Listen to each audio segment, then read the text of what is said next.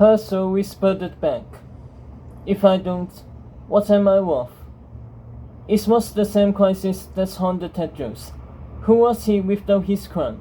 Who was Arthur's son if not the king?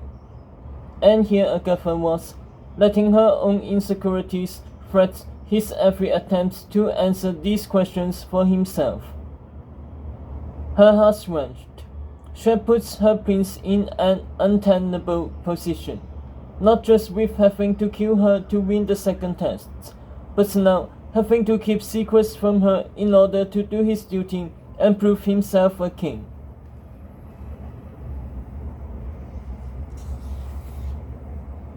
They were different in so many ways, she and Tedros, but in their hearts they were afflicted by the same malady. Each of them needed proof that they were good enough, that they were worthy of love, the same way Agatha had needed proof from Professor Dove that she could be beautiful. But then, as now, the only cure could come from within. And as long as she and Tedros searched for the answer outside of themselves, they would continue to stand in each other's way, like two rival kings having their own tournaments.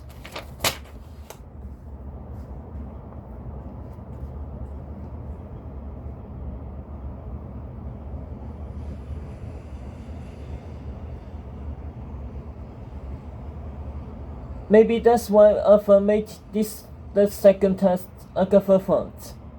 Because he saw a future where she held his son back instead of helping him. So he put their love to the fire. 3 tests. 3 answers to find. Was Agatha the right queen for Tedros? Or would she be another Guinevere, another curse for Camelot? That was the king's question. Now it was up to Agatha to answer it. This is my test as much as Tedros, she thought. To survive it, she had to trust him. There to be a team, a real one. If Tedros made it out of cave alive, that's it. Agatha's throat tightened. He'll come back here too. Any minute, he'll fall through the sky and land on her cloud with those gorgeous eyes and a cocked queen. In the meantime, to distress herself, Agatha did what old graveyard girl used to do, look around in darkness and eavesdrop on the living. That's what he said to you? Late Marian was asking that. Marian looked off guard and stiff, as if she had been concerned by the age Hester reached.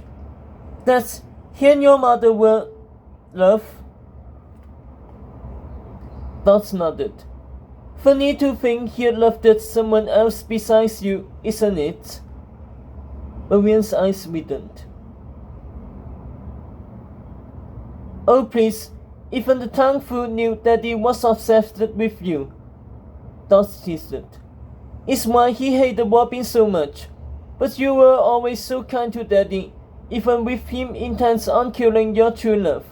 Sometimes I wondered if you and Daddy had a secret friendship, a moment when you and him were more than enemies.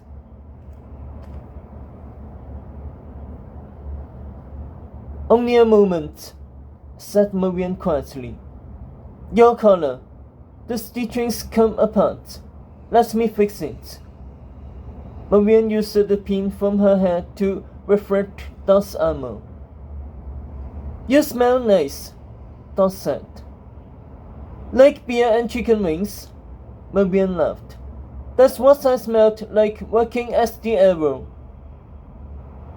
No, like a Homer blanket or pillow. Oh, said Marian tauntingly, continuing to sew.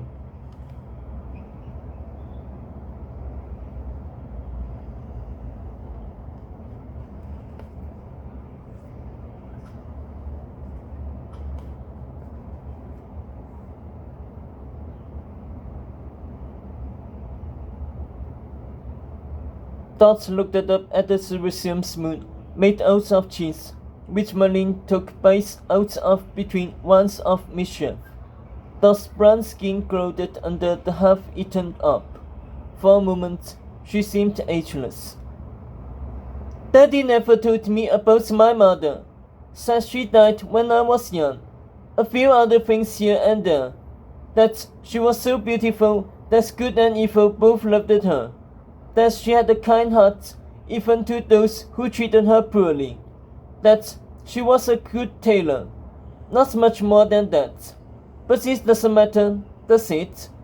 If it was love, real love, like he said, then that's all I need to know.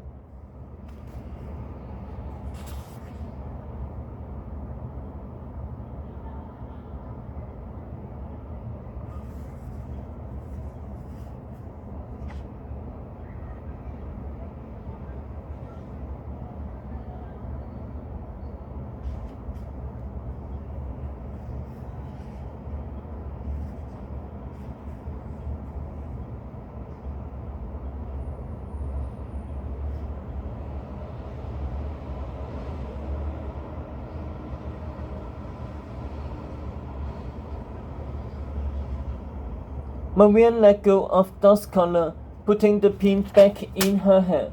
Her hand trembled. Her throat sputtering. Tears slipped down her cheeks. What is it? Dot asked, confused. Marianne hugged old Dot tight. Your mother would be so proud of you. Agatha gasped audibly and dropped to another cloud before Marianne or Dot spotted her. The emotions hit her heart. Marianne is Dot's mother.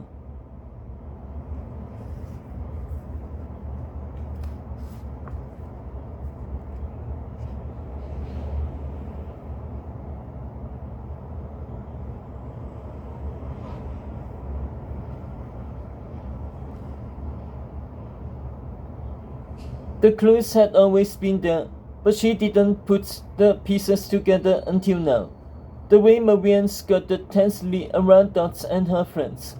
The way the sheriff treated Dot, his pent up fury and closely born of unrecorded love. The way Robin had a soft spot for Dot, as if he knew Marianne's secrets. Dot's warm-hearted charm, inherited from her mother, balanced with the dark edge of her father. Agatha picked it up to see Dot, joined by Annabelle and Hester, with Marianne studying the latter's tattoo, mystified by how it worked. From Dot's relaxed pose, it was clear Dot didn't know the truth about her mother, or didn't want to know. Young or old, Dot had a new family now, a family that, unlike her own, had been there for her from the beginning.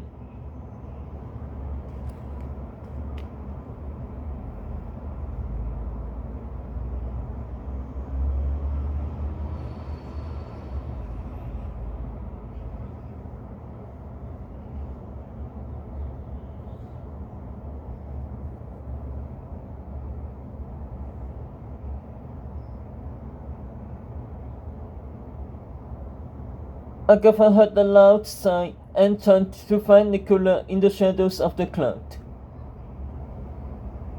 If you're come to tell me to be more so, I'm perfectly fine on my own, Nicola said.